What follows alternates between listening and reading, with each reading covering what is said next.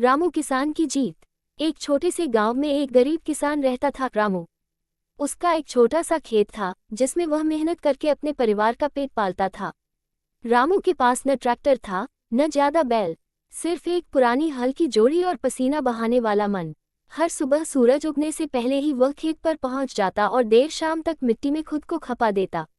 गांव के कई लोग उसे देखकर हंसते, रामू इतने छोटे खेत से क्या होगा, छोड़ दे ये मेहनत। मगर रामू हमेशा मुस्कुरा कर कहता, मेहनत का फल देर से सही पर मीठा जरूर होता है।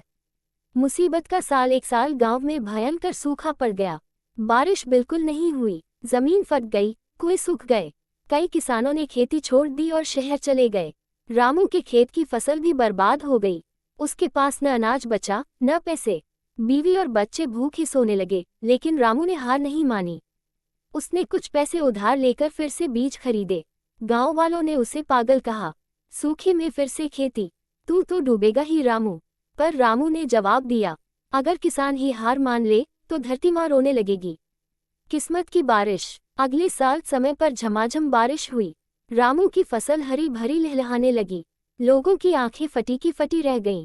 धूप में जलती जमीन पर रामू की मेहनत खिल उठी थी। जब फसल कटी तो अनाज इतना हुआ कि वह खुद भी खा सका, बाजार में बेच भी सका। रामू ने सबसे पहले उधार चुकाया और फिर अपनी झोपड़ी की मरम्मत करवाई।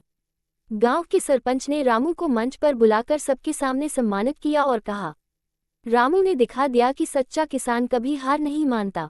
अंत और सीख, आज रामू सिर्फ एक किसान नहीं, एक प्रेरणा है। गांव के लोग उससे सलाह लेते हैं और वह सबको यही बताता है, कुदरत कभी मेहनत करने वालों को खाली हाथ नहीं लौटाती। वीडियो अच्छी लगी तो लाइक करें और चैनल को सब्सक्राइब करें। फिर मिलते हैं अगले वीडियो में।